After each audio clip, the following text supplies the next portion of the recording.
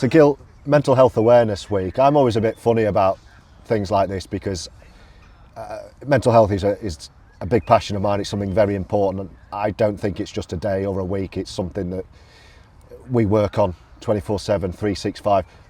But the very fact that you and I are sat here at the training ground having a conversation about mental health means it's done some good already.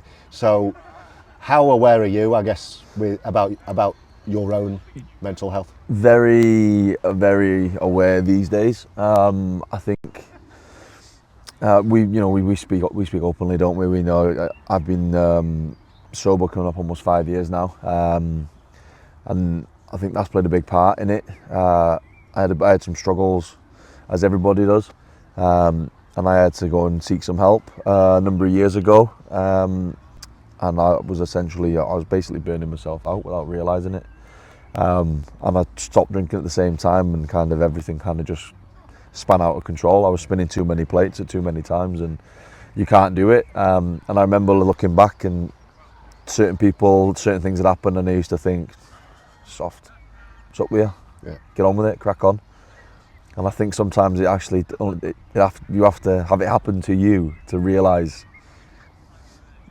sometimes to actually understand how important it is. And I suppose the old mentality of, I am still a big believer in, there's a lot of stuff that you can suck up and crack on with, but I think that you can do that by having better mechanisms and better coping strategies and better understanding of yourself, and you can then suck up and crack on when you actually understand yourself a bit better, and you have the people around you, and you have the actual support network, and you have the conversation with people.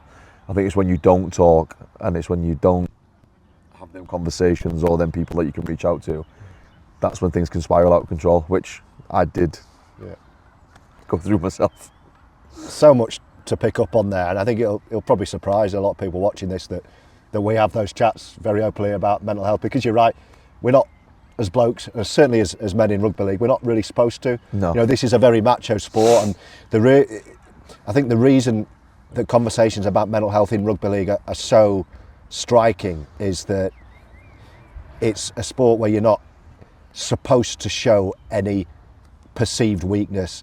And like you said, if you say I'm struggling with something or show that something's not right, there's always been that thing, that's a sign of weakness. Now my point of view on that is it's actually the opposite. Finding something in you to tell someone you're not all right is not a weakness. It's the exact opposite. It's a massive sign of your inner strength that you are able to do that without fear of judgment. It's probably one of the strongest things you can actually do. And like you say, actually having that strength of character and of self to know that you need help, it's probably the scariest thing, but also one of the strongest and, like you said, the bravest things that you can actually do. And I think a lot of the time you don't actually understand or realise that you need the help when you actually need it.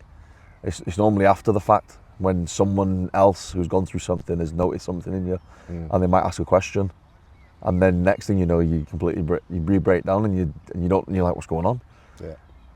Yeah. That's so right. And I think when you talk about going through adversity, giving you that sixth sense and that empathy, I think you're right. I think we're so preoccupied with our own lives and our own worlds. It takes a personal crisis sometimes to change us, but also then to sense that in other people. I will see now when my friends aren't all right, which I probably never did before because I was too preoccupied in my own life.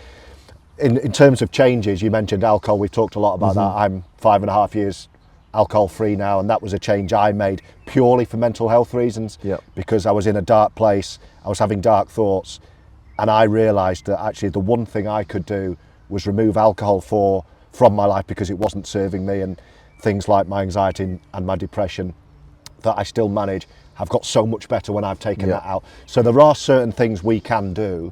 For me, it's alcohol, or not having alcohol, and it's exercise. That's the most powerful antidepressant I've ever found, is exercise, the buzz I get from it. It's not for everyone.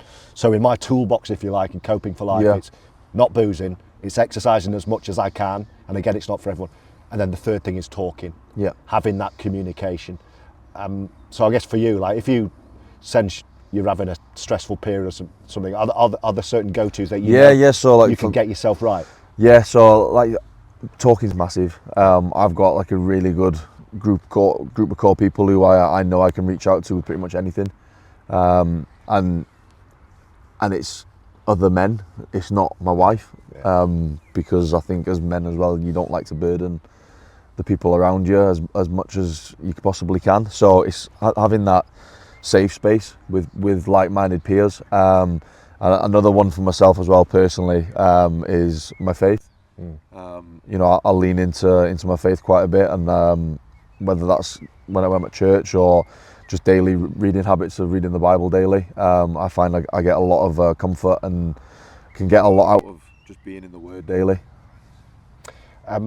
We'll let you go because you're speaking of being around people. You've got your team meeting coming up, but it's great to be able to steal a moment and have a chat like this. Our foundation, by the way, is going to be doing some mental health work as well, so there's certainly initiatives on the way. But I guess the final thing that I would say is like there's always someone there who wants to help, even when you're having a bad day and you think no one cares. 100%. There's always someone that does. Yeah, of course there is. 100%. And there's always, like you said, there's always someone there who does care, and there's a lot of people who are willing to listen.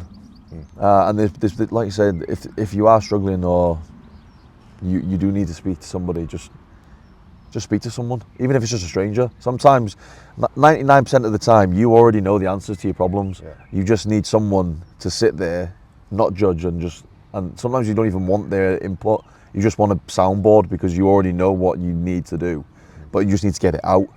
It's offloading. And it's 100%. And I think that's one of the biggest things is finding that person or that place where you can be comfortable in just offloading sometimes.